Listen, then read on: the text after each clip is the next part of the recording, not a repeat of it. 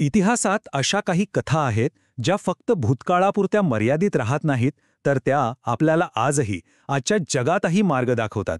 आज आपण अशाच एका महान कथेच्या गभीरे जाणार आहोत, महाभारतातील शांतीपर्व, जिथे एका महाभयानक युद्धाच्या समाप्तीनंतर खऱ्या ज्ञानाचा सूर्योदय होतो.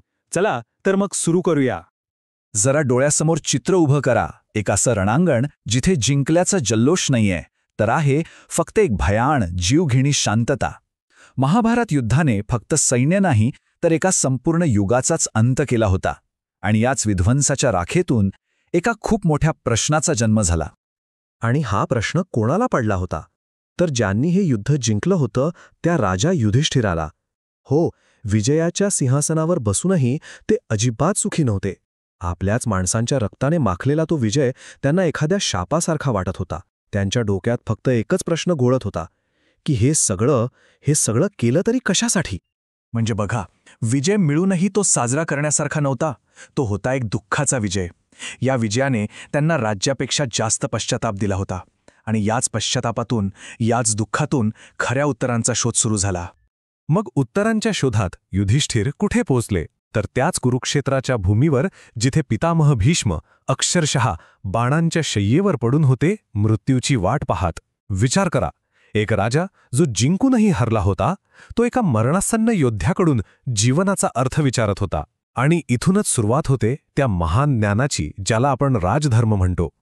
तर भीष्मांनी युधिष्ठिराला जे काही ज्ञान दिलं, ते फक्त राज्य कसं चालवावं यापुरतं मर्यादित नव्हतं. नाही, ते होतं शासनाबद्दल, कर्तव्याबद्दल, त्यागाबद्दल आणि सगळ्यात महत्त्वाचं म्हणजे धर्माबद्दल.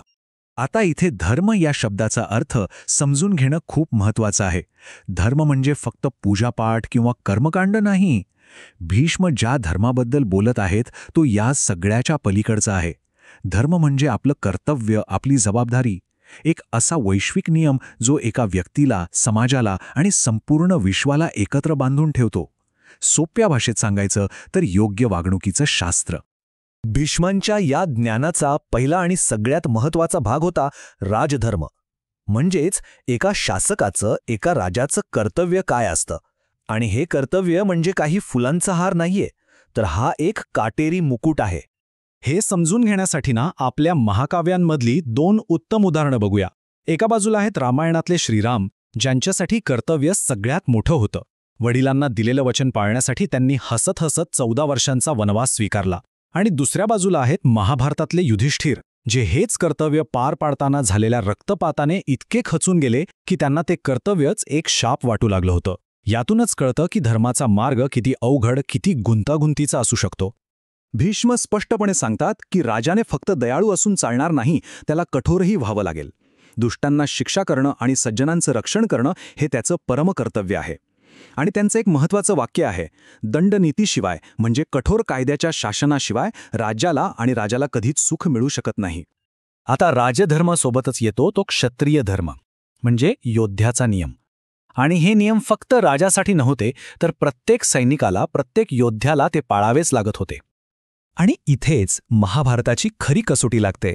विचार करा, काय होत असेल जेव्हा तुमचं कर्तव्यच तुम्हाला तुमच्या स्वतःच्या लोकांविरुद्ध, तुमच्या गुरूंविरुद्ध, तुमच्या मित्रांविरुद्ध लढायला सांगतं. अर्जुनासमोर कोण उभं होतं? त्याचे आजोबा, त्याचे गुरु, त्याचेच भाऊ.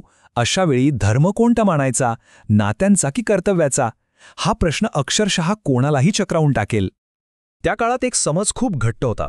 तो म्हणजे एका क्षत्रियासाठी धर्मयुद्धात शौर्याने लढून मरण पत्करणं यापेक्षा स्वर्गात जाण्याचा दुसरा कुठलाही चांगला मार्ग नाही.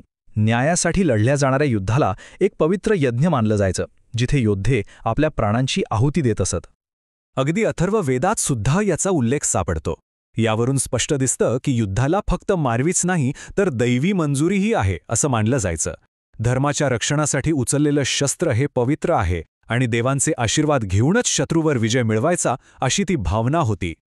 पण थांबा, भीष्मांनी फक्त युद्ध, शासन आणि कर्तव्याबद्दलच सांगितलं का? नाही. या सगळ्याच्या पलीकडे जाऊन त्यांनी युधिष्ठिराला अंतिम सत्याचा मार्ग दाखवला. आणि तो मार्ग होता शांतीचा. महत्त्वाचं म्हणजे हा मार्ग फक्त राजांसाठी नाही, तर आपल्या सगळ्यांसाठी आहे. म्हणजे भीष्मांच्या शिकवणीचं सार असं आहे की राजधर्म आणि युद्धधर्माच्याही वर एक सार्वत्रिक धर्म आहे, जो प्रत्येकाला लागू होतो आणि हाच तो मार्ग आहे जो खऱ्या अर्थाने समाधान आणि शांती देऊ शकतो.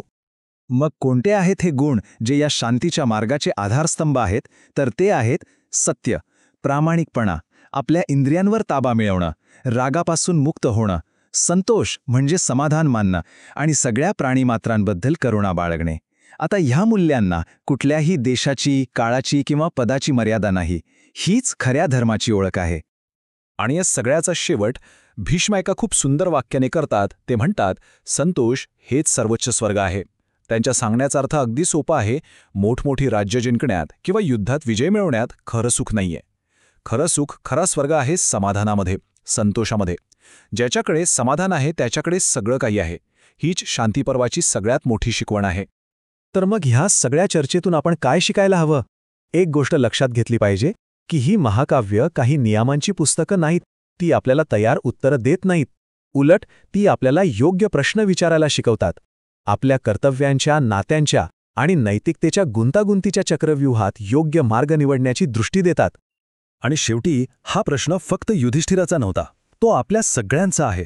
आपल्या आयुष्यात सुद्धा अनेकदा अशी वळणं येतात जिथे काय निवडावं हेच कळत नाही. एक धर्मसंकट उभं राहतं. मग अशा वेळी खरा मार्ग कोणता?